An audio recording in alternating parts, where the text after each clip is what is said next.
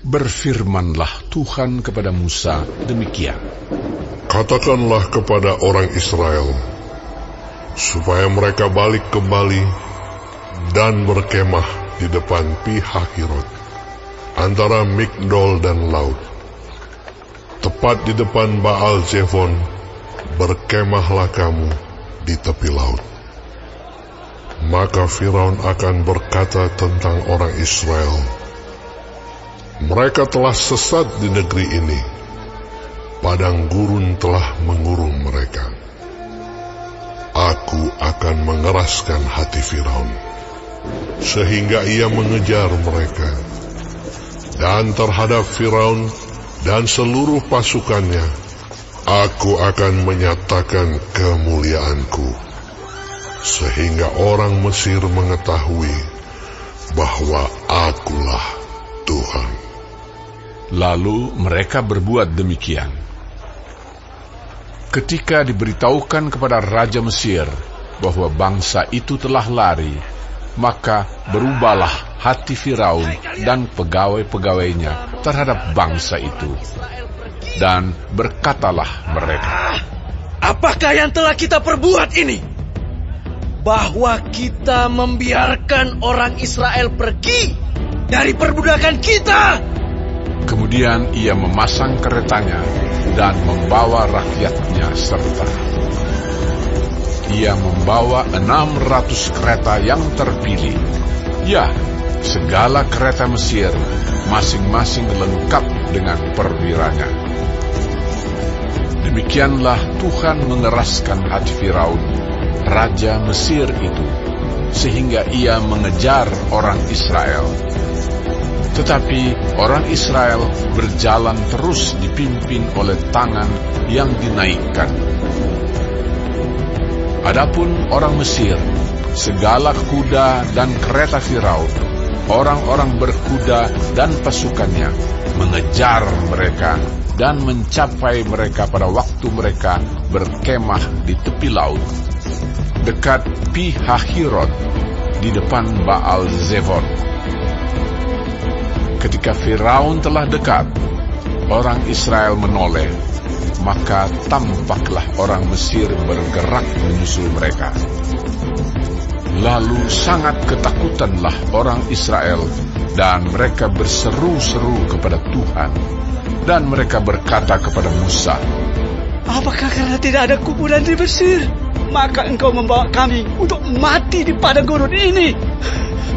Apakah yang kau berbuat ini terhadap kami dengan membawa kami keluar dari Mesir? Bukankah ini telah kami katakan kepadamu di Mesir?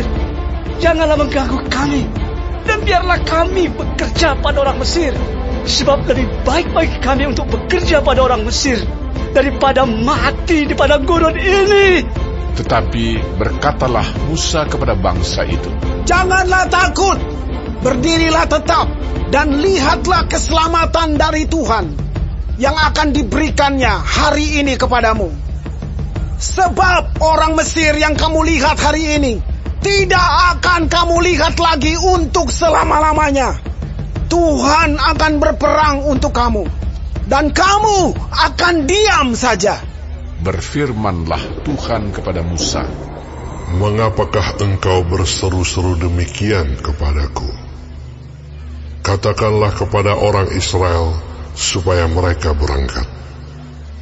Dan engkau, angkatlah tongkatmu dan ulurkanlah tanganmu ke atas laut dan belahlah airnya, sehingga orang Israel akan berjalan dari tengah-tengah laut di tempat kering. Tetapi sungguh, aku akan mengeraskan hati orang Mesir, sehingga mereka menyusul orang Israel, dan terhadap Firaun dan seluruh pasukannya, keretanya dan orangnya yang berkuda, aku akan menyatakan kemuliaanku. Maka orang Mesir akan mengetahui bahwa akulah Tuhan, apabila aku memperlihatkan kemuliaanku terhadap Firaun, keretanya, dan orangnya yang berkuda. Kemudian bergeraklah malaikat Allah yang tadinya berjalan di depan tentara Israel, lalu berjalan di belakang mereka, dan tiang awan itu bergerak dari depan mereka, lalu berdiri di belakang mereka. Demikianlah tiang itu berdiri di antara tentara orang Mesir dan tentara orang Israel. Dan oleh karena awan itu menimbulkan kegelapan, maka malam itu lewat, sehingga yang satu tidak dapat mendekati yang lain semalam-malaman itu. Lalu Musa mengulurkan tangannya ke atas laut, dan semalam-malaman itu Tuhan menguakkan air laut dengan perantaraan angin timur yang keras, membuat laut itu menjadi tanah kering, maka terbelahlah air itu.